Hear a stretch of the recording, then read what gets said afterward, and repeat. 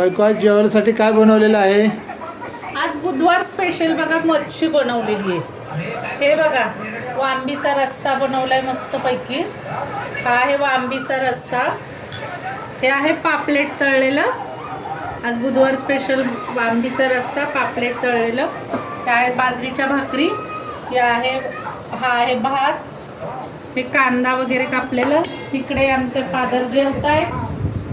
आता मी एक ताट वाढून दाखवते मैत्रिणींना तुम्हाला। कसं वाटतंय आमचं जेवण दुपारचं आज बुधवार स्पेशल।